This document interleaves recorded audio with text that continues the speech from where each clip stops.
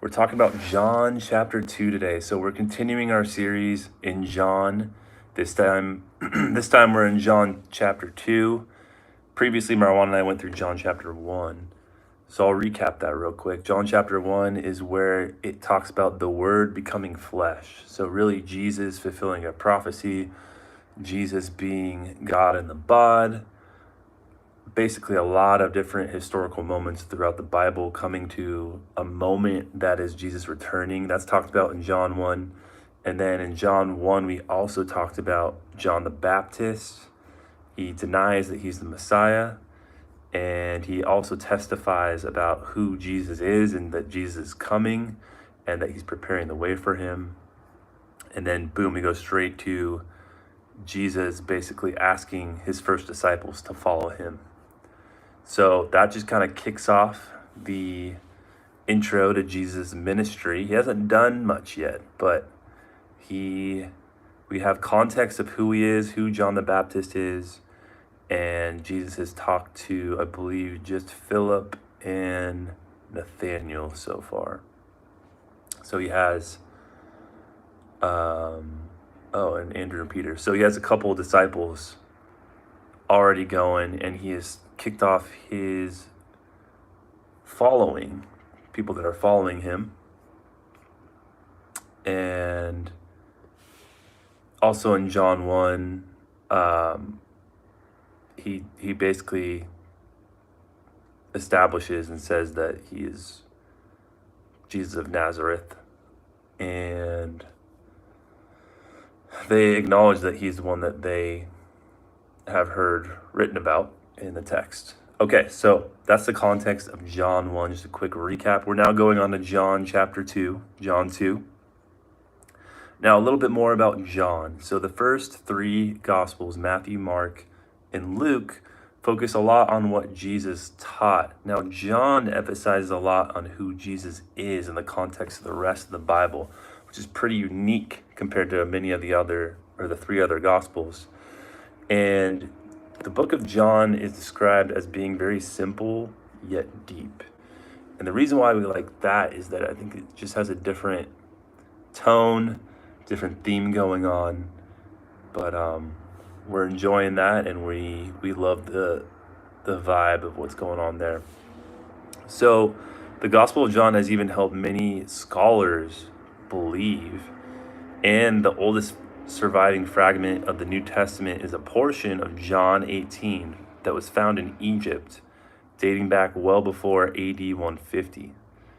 So I think that indicates that the Bible, especially John, we'll say the Gospels, because this is from John 18, but for sure the book of John was in circulation before that early date. So that is really interesting in terms of the early church post Jesus ascending into heaven.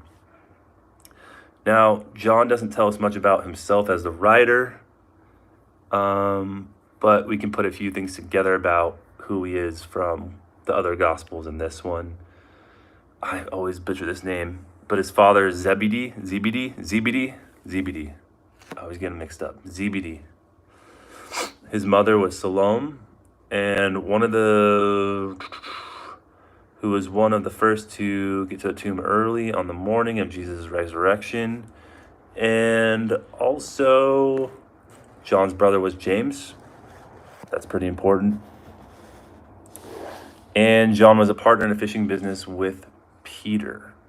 So let's dive in the text here. Oh, and John and his brother James were given the nickname Sons of Thunder. All right, so let's dive in the text here. So we're in John 2. If you could find a Bible, search the Bible online. I'm reading from John 2. I'm reading the NIV version. So we'll start in the first section here, which is about Jesus turning water into wine. On the third day, a wedding took place at Cana in Galilee. Jesus' mother was there, and Jesus and his disciples had been invited to the wedding. When the wine was gone, Jesus' mother said to him, "They have no more wine." Jesus said, "Woman, why do you involve me? My hour has not yet come." His mother said to the servants, "Do whatever he tells you." Okay, let's pause right there.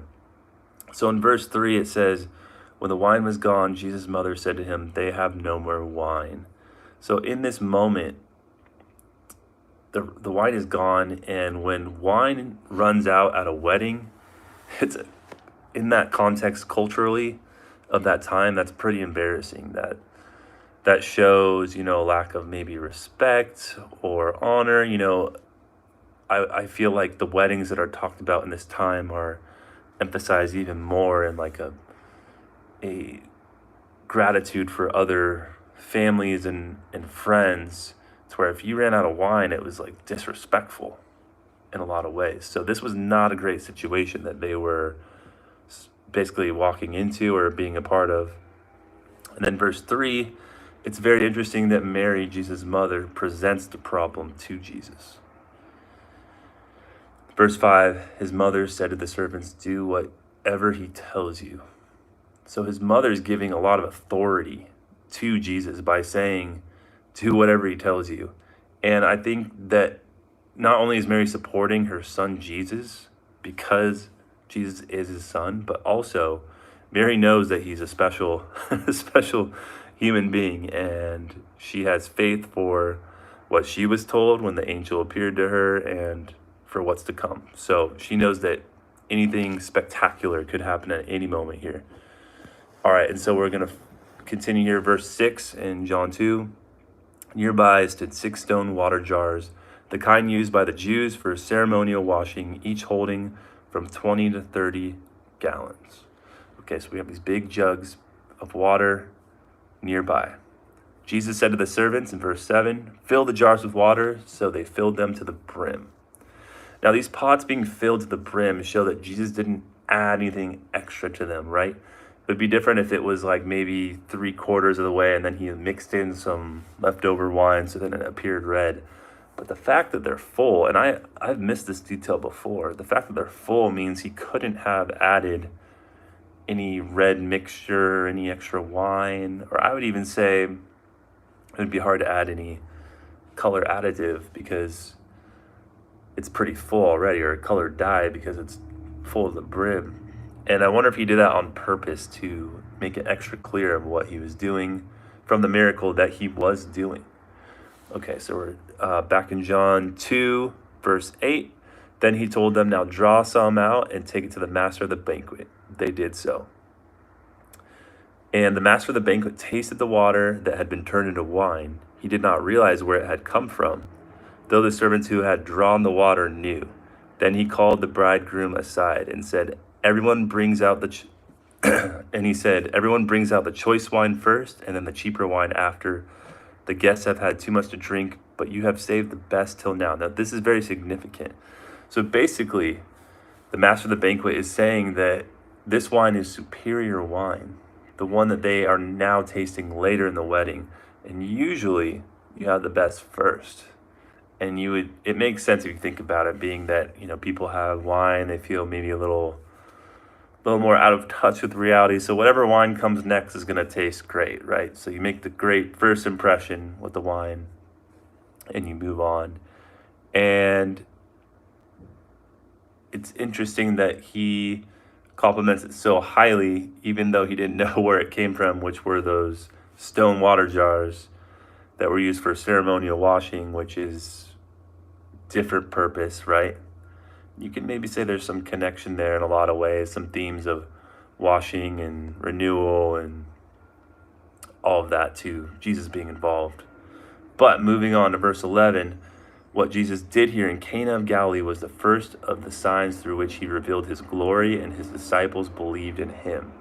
After this, he went down to Capernaum with his mother and brothers and his disciples. There they stayed for a few days. So this is the first miracle we see from Jesus. And he had his disciples there. He had his mom there. This is the very beginning of many miracles to come. And I think this was a moment that maybe Mary was waiting for many years and a long time. And she knew it was about to happen, which is why I think she kind of teed it up for him a little bit. But also, Jesus didn't need her to do that. But I definitely think she's on his side of him being the Messiah and someone special, because she knows who he really is. All right, so that is the turning water into wine section. Very popular section that's studied a lot and talked about a lot in church. The very first miracle. We're going to move on to the next section. And this one, I think, gets a lot of attention, but it doesn't always maybe make the most sense to people. And that's when Jesus clears the temple courts. Okay. So we're in John 2, verse 13. When it was almost time for the Jewish Passover, Jesus went up to Jerusalem. In the temple courts, he found people selling cattle, sheep and doves, and others sitting at tables exchanging money. So right away, they're making a marketplace in a holy place, and this is something that's just outrageous and culturally unacceptable at the time. Excuse me. The outer courts, the outer courts of the temple, the outer courts of the temple is the only place where Gentiles could come and worship. So this area was made into a house of merchandise, which is just wild. I mean, that would be like us, making a marketplace inside the middle of a holy, sacred church, right? That's kind of an analogy a lot of people use. And I think it's just wildly inappropriate. And it's also insane to think about. I know there's a lot going on in this time, but the fact that there's cattle and sheep and doves, like in a place that's supposed to be a very holy place, it's wild. Okay, so verse 15, this is the part where I think some people don't always remember this part, but it's very important. So verse 15 in John chapter 2, so he made a whip out of cords and drove all from the temple courts, both sheep and cattle. He scattered the coins of the money changers and overturned their tables. Now, I've seen this verse used a lot for good and bad. This is Jesus flipping tables, right? So I've seen a lot of people and certain Christians use this as a way to justify violence. And I don't think that's what Jesus is communicating here. In fact, I think what he's communicating actually is his authority. And this verse gets taken out of context so often that Christians should go around and flip tables, meaning they should be violent, and that's not what we're doing. That's not what we're about. Jesus is emphasizing his authority by doing that, and that's it. He's saying, this ain't right. So let's continue on, because in verse 16, to those who sold doves, he said, get these out of here. Stop turning my Father's house into a market. Boom, roasted. His disciples remembered that it is written, zeal for your house will consume me. So he's verbally said, now get out of here. It's pretty clear when he flipped the table that he was upset, and then he told everyone to get out or just scram, because that wasn't right and wasn't acceptable. So in verse 18, the Jews then responded to him, what sign can you show us to prove your authority to do all this? So they're going, who are you? Who's this guy, right? In verse 19, Jesus answered them, destroy this temple and I will raise it again in 3 days. Now, maybe a little foreshadowing. Anyway, verse 20, and if you know, you know. Verse 20, they replied, it has taken 46 years to build this temple and you're going to raise it in 3 days.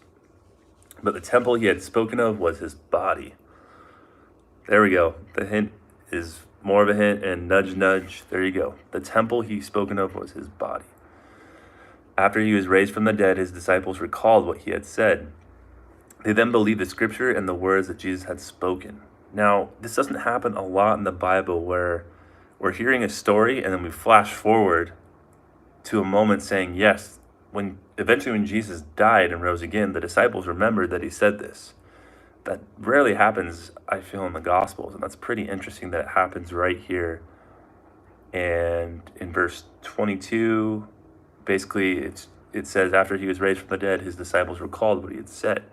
So it's acknowledging that what Jesus said at that moment in time was true, and that he lived it out in the moment, in the middle of a story. It's doing a little flash forward, which is significant because this is John. So in the structure of the Bible, we have the other 3 Gospels ahead of time. So hopefully it's not a spoiler when you read that part, Hopefully it's not a surprise of what happened, but it is very interesting that it references ahead and then comes back. Verse 23, now while he was in Jerusalem at the Passover festival, many people saw the signs he was performing and believed in his name. But Jesus would not entrust himself to them, for he knew all people. He did not need any testimony about mankind, for he knew what was in each person. So again, in verse 18 to 22, he's talking about the temple and the body. He's talking about his body. He's talking about, one day I'm going to die and rise again. And let's go back to that specific temple. He said, destroy this temple and I will raise it again in 3 days. So, man, did they destroy his body? Did they say, yep, we want this guy to go. He's bad. You know, they definitely sent him to crucifixion. And he did rise in 3 days. So he went through with his promise on that one. They probably didn't know what he was referencing or talking about, but that is very significant there in the end of chapter 2 of John. So we have Jesus turning water into wine, first miracle, and then right away, boom, there's a marketplace in the temple. Jesus is upset, makes a whip, makes a scene. They're like, who are you? And he's like, let me tell you who I am.